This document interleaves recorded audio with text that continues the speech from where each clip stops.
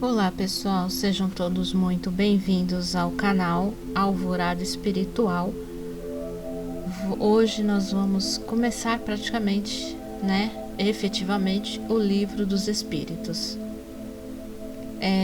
Antes de nós irmos para o item de hoje, vou pedindo para vocês se inscreverem aqui no canal, ativar o sininho para receber todas as notificações quando tiver um vídeo novo e deixar aquele like para estar ajudando o canal a trazer mais conteúdos assim para vocês. Prolegômenos. Fenômenos que escapam das leis da ciência vulgar se manifestam em toda parte e revelam em sua causa a ação de uma vontade livre e inteligente. A razão diz que um efeito inteligente deve ter por causa uma força inteligente, e os fatos provaram que essa força pode entrar em comunicação com os homens por meio de sinais materiais. Essa força, interrogada sobre a sua natureza, declarou pertencer ao mundo dos seres espirituais, que se despojaram do envoltório corporal do homem. É assim que foi revelada a doutrina dos espíritos. As comunicações entre o mundo espírita e o mundo corporal estão na natureza das coisas e não constituem nenhum fato sobrenatural. Por isso, delas se encontram vestígios entre todos os povos e em todas as épocas.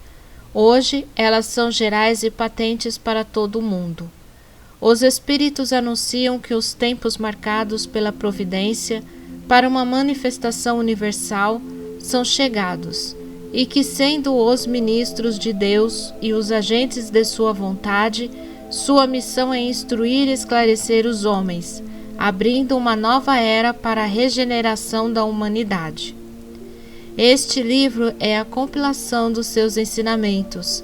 Foi escrito por ordem e sob o ditado dos espíritos superiores para estabelecer os fundamentos de uma filosofia racional, livre dos preconceitos do espírito de sistema. Nada contém que não seja a expressão do seu pensamento e que não tenha ser submetida ao seu controle. Somente a ordem e a distribuição metódica das matérias, assim como as notas e a forma de algumas partes da redação, são obras daquele que recebeu a missão de o publicar. Entre os espíritos que concorreram para a realização desta obra, vários viveram em diversas épocas sobre a terra, onde pregaram e praticaram a virtude e a sabedoria.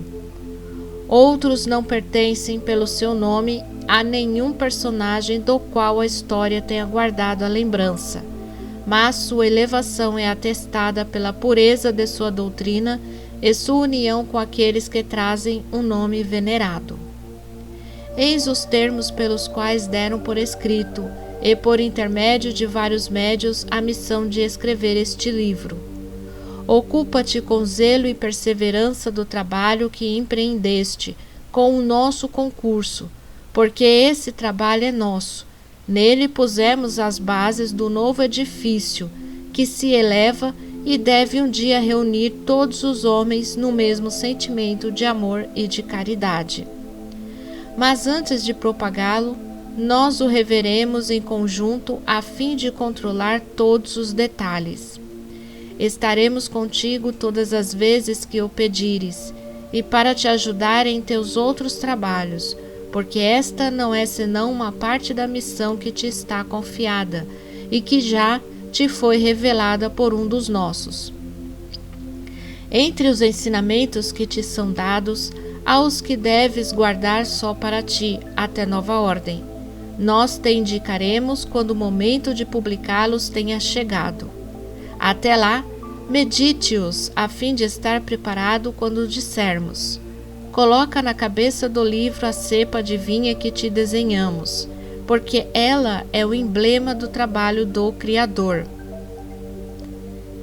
Todos os princípios materiais que podem melhor representar o corpo e o espírito nela encontram-se reunidos. O corpo é a cepa, o espírito é o licor, a alma ou o espírito unido à matéria é o grão. O homem quintessencia o espírito pelo trabalho e tu sabes que não é senão pelo trabalho do corpo que o espírito adquire conhecimentos. Não te deixes desencorajar pela crítica. Encontrarás contraditores obstinados, sobretudo entre as pessoas interessadas nos abusos. Encontrá-los-ás mesmo entre os espíritos, porque os que não estão completamente desmaterializados procuram frequentemente semear a dúvida por malícia ou por ignorância, mas prossegue sempre. Crê em Deus e caminha com confiança.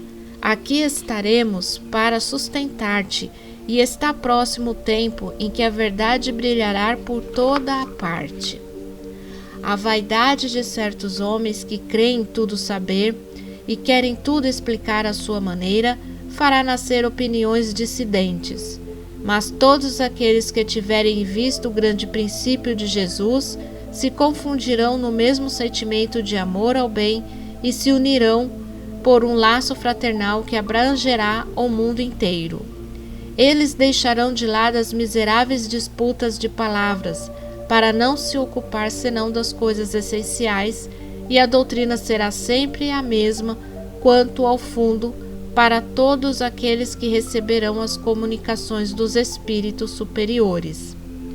É com a perseverança que chegarás a recolher o fruto do teu trabalho. O prazer que experimentarás vendo a doutrina propagar-se e ser compreendida será uma recompensa da qual conhecerás todo o valor, talvez mais no futuro que no presente. Não te inquietes, pois, com as sarças e as pedras que os incrédulos ou os maus semearão sobre teu caminho. Conserva a confiança, com a confiança tu chegarás ao fim e merecerás ser sempre ajudado. Lembra-te de que os bons espíritos não assistem senão aqueles que servem a Deus com humildade e desinteresse e repudiam a qualquer que procure no caminho do céu um degrau para as coisas da terra. Eles se distanciam do orgulhoso e do ambicioso. O orgulho e a ambição serão sempre uma barreira entre o homem e Deus. É um véu atirado sobre as claridades celestes e Deus não pode se servir do cego para fazer compreender a luz. São João Evangelista, Santo Agostinho, São Vicente de Paulo, São Luís, o Espírito de Verdade, Sócrates, Platão, Fénelon, Franklin, Swedenborg, etc., etc.